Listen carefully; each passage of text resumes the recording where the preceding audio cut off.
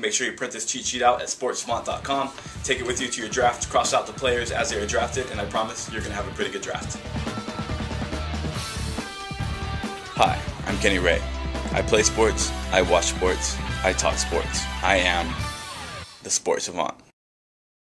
Alright, now we're on to the Group 2 players. Most of these players are going to have pretty good seasons and put up good fantasy numbers. The only problem with them is they may not be the featured player on their offense. They're probably the second guy in a platoon, or they have a lot of question marks about them. I would take these guys. But if you have an open position at running back or wide receiver, I would take 2 of these players for every open position you have. The reason being is there's so many question marks with these guys that I would want 2 players for every position in case one of these guys gets hurt, in case one of these guys drops back to being just a backup player, or in case the matchup doesn't favor these guys, you have somebody else to fill into that slot. So like I said, if you have an open position and you're drafting for a wide receiver or a running back, I would take 2 of these guys for every open slot. We got running back Jonathan Stewart, Beanie Wells, Javid Best, Ronnie Brown, Ricky Williams, Brandon Jacobs, Justin Forsett, and Clinton Portis. Jonathan Stewart is a backup to D'Angelo Williams. He had plenty of good weeks last year. I'd want him on my team. If D'Angelo gets hurt, he's going to be an absolute fantasy stud. And if not, he's going to have some good weeks, some bad weeks, just depending on the matchup. Beanie Wells, he should be the featured back in Arizona, but we don't know how Arizona's offense is going to look. Tim Hightower has been a pretty consistent back for Arizona the last couple of years, so Hightower is definitely going to take some carries and some scores away from Beanie Wells. So Beanie Wells drops just a little bit for that. Javid Best at Detroit. There's still Kevin Smith there. Detroit's offense is still a little weak. We don't know how he's going to fit in. He could be a breakout player. And if you have the rest of your running backs filled out, I would take Javid Best on a flyer just because the upside is really, really good for him. Then we got Ronnie Brown and Ricky Williams. These guys are going to both put up big numbers in Miami, but we don't know which one's going to be the starter each and every week. We don't know who's going to be the featured back. So, you know, if you can, I take both of them. That could be a good thing because you have both players, but it could be a bad thing because each and every week you could put in the wrong player. But Ronnie Brown and Ricky Williams, I think both are going to be pretty good players this year. We got Brandon Jacobs for the Giants. I don't think he's going to be the featured back as far as getting the most carries for the season, but he'll probably get the most touchdowns, and the Giants should have a good offense, so Brandon Jacobs was a good pick.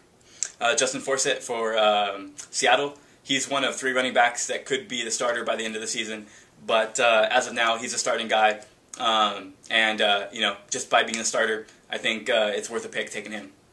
Clinton Portis, a lot of people are really down on him, put him pretty low and don't expect much from him. I still think he's going to do pretty well. He's got Larry Johnson to fight with and Willie Parker, but I have a feeling in Shanahan's system, Clinton Portis is going to do pretty well himself, and I wouldn't mind taking him as a flyer, you know, in one of the later rounds if he's still up on your board. For quarterback, we got Eli Manning. I think Eli's going to have a breakout season this year. He's got 3 really good receivers, and I think this is going to be the first year where the Giants go from being a run-only team to a pass-first team. I would definitely take Eli and have no problems with him as my quarterback. For receiver, talking about the Giants, we got Hakeem Nicks and Steve Smith. These are the 2 Giants receiver. We don't really know who the number 1 guy is there. Hakeem Nicks is kind of thought of as maybe being the number 1 guy, but Steve Smith had a great year last year. So, you know, if you were trying to take one wide receiver slot, take Hakeem Nicks and Steve Smith both back-to-back rounds, and you know, you definitely fill up that one spot with you know, 2 legit receivers. Then we got the other Steve Smith in Carolina.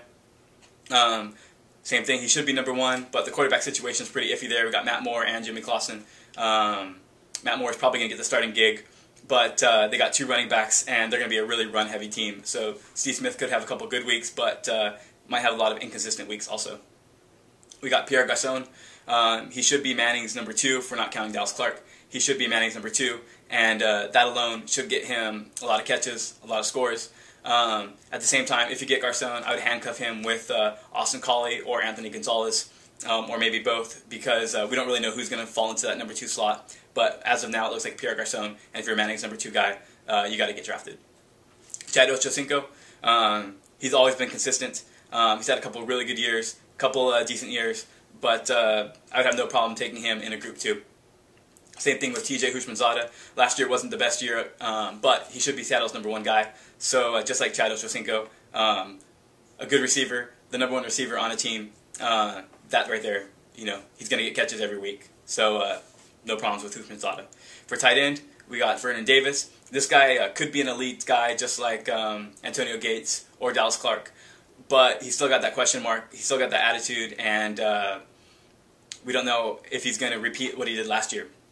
Hopefully he does, and he could be a very good pick later in the draft. So, once again, no problems with Vernon Davis.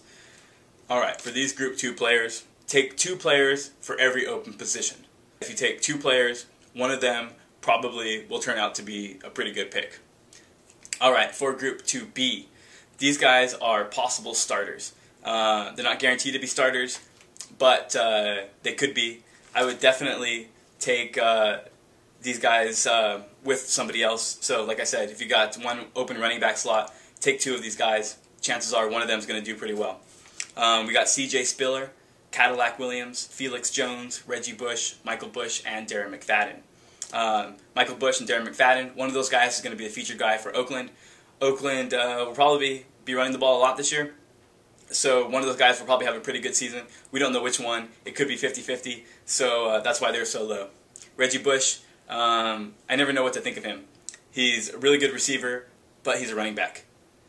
But he's a backup running back on a pass-first team. So he could have some really good weeks, but there could be plenty of weeks where he has no points at all. Cadillac Williams, probably going to be the featured back in Tampa Bay, but they have 3 running backs, so it's a pretty questionable situation there. Don't know if I would really want him on my team. If you need a running back, take Cadillac. C.J. Spiller for Buffalo, I would definitely handcuff this guy with Fred Jackson because we don't know which one is going to have the breakout year. C.J. Spiller has all the tools to be Chris Johnson, but just not sure if it's going to happen this year. And then Lawrence Maroney. Every year he's been a bust, pretty much. This is his contract year. It's his last year to prove himself. And the Patriots don't have a bona fide running back. The other guys are pretty old. We got Fred Taylor and Sammy Morris. They're both older guys. So Lawrence Maroney, this is a flyer pick. If it works out, he could be a great running back, but big question mark with him. For quarterbacks, we got Jay Cutler, Ben Roethlisberger, Joe Flacco, Donovan McNabb, Kevin Kolb, and Matt Ryan. Cutler, in Mike Martz's system, is probably going to put up some pretty good passing numbers, but last year wasn't that great, so that's why he's here. Roethlisberger, the overall season total won't be as high. He's going to miss 4 games, but come fantasy playoff time, just like Vincent Jackson, Roethlisberger is going to be there, and he's going to be putting up big numbers. I would happily take Roethlisberger, pair him with one of these other guys, and you got a pretty good situation. Joe Flacco, this could be his breakout year, but at the same time, it could be Baltimore's, strong run-heavy season again, and so we don't know what to expect of Flacco, but he's got a pretty good upside. McNabb, with Washington, he's with a new team. He always puts up decent numbers. He's a pretty accurate passer. Did I just say McNabb's an accurate passer? Well, anyways, he puts up good numbers. And we got Kevin Kolb, his old teammate in Philly. Kevin Kolb put up some huge numbers in the couple of games he started last year. I expect him to put up really big numbers, and I would gladly have Kevin Kolb as my number 2 quarterback because there's going to be some pretty good weeks where he lights it up. Matt Ryan, same thing in Atlanta. He's going to be very consistent, but he could turn into a pass-first quarterback this year. So if he does, you're going to want him on your team. Pretty much all these quarterbacks I just mentioned, I'd want as my backup, or I'd want 2 of these guys. For example, take Roethlisberger and Kolb. If you have those 2 together, you're going to have a pretty good pair of quarterback, and just switch them as the matchups permit. All right, going to wide receiver, we got Mike Wallace, Percy Harvin, Donnie Avery, Steve Breston, Donald Driver, Santana Moss, Santonio Holmes, Hines Ward, Braylon Edwards, Jeremy Maclin, and Johnny Knox. All of these guys are probably number 2 guys on their team, with the exception of Donnie Avery and Santana Moss. They're all number 2 guys, but they could also put up pretty good numbers. I would want these guys as my backup receivers. I wouldn't want them as a starting receiver, just to see how it goes into the beginning of the season. But come mid-season or end of the season, they could be featured guys. So, yeah, like I said, all these guys I'd want as my backup guys. With the section of Mike Wallace. Mike Wallace I actually think might be a pretty good starter. And then to tight end, we got Brent Selleck, Jason Witten, Jermichael Finley, and Tony Gonzalez. If you don't have a tight end, take one of these guys. It drops off severely after these guys, and all of these guys could be legit number 1 receivers for their team. So definitely take one of these tight ends if you haven't already. That's all we got for Group 2. We will move on to Group 3 after this. Hopefully you don't have to take one of these guys as your starter. If you do, I would draft 2 for sure, maybe even 3 to fill that one slot. If you are counting on these guys to be your starter, you definitely need some backup to be there just in case these guys don't pan out. Alright, we're moving on to Group 3 players. And these guys should be only backups. If you have to take one for a starter, take 3 of them because they're going to be very inconsistent. Alright, we got Jerome Harrison and Montario Hardesty at running back. The reason both of these guys are here is because we don't know who's going to be the starter. If you take both of these guys, chances are you're going to have a starter by the midseason. We got Marion Barber, Ahmad Bradshaw, Tim Hightower, Donald Brown, and LaDainian Tomlinson. At quarterback, we got Stafford, Leinart, Henne, and Palmer. All of these guys have upsides, but I would not draft them to be a starter at all. Wide receiver, T.O., Des Bryant, Mohamed Massaquoi, Josh Cribbs, Lee Evans, Eddie Royal, Bernard Berrien, Derek Mason, Santonio Holmes, and Malcolm Floyd. Malcolm Floyd is my flyer from this group because he will be in the Chargers offense, and he'll be the number 2 guy, and he'll be the number 1 guy with Vincent Jackson out. At tight end, Kellen Winslow, Vincente Scianco, Owen Daniels, Chris Cooley, Zach Miller, Heath Miller. If you have to draft one of these tight ends, definitely draft 2 of them. Now we go to defense. We got Jets, Niners, Steelers, Saints, Vikings, Cowboys. These are the 6 teams I think are going to be the best, but I would draft the defense only after the rest of my team has been drafted. At kickers, I got Mason Crosby, Nate Kading, David Akers. These guys are always consistent, and they're on pretty good offenses.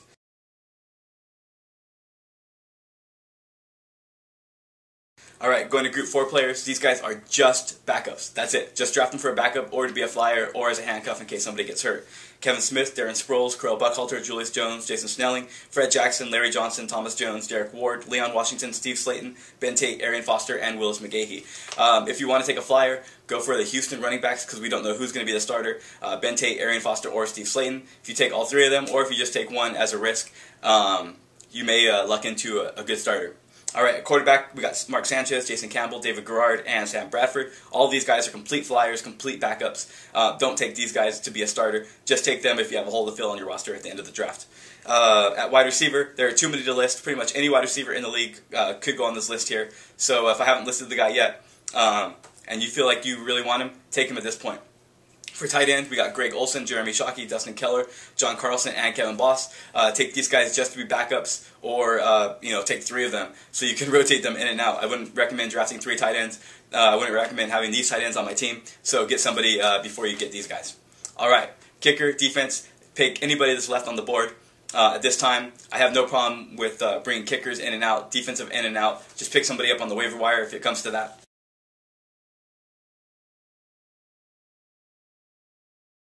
That's all I got. Thanks for watching. Make sure you print this cheat sheet out at sportsavant.com. Take it with you to your draft. Cross out the players as they are drafted, and I promise you're going to have a pretty good draft. Thanks. Peace.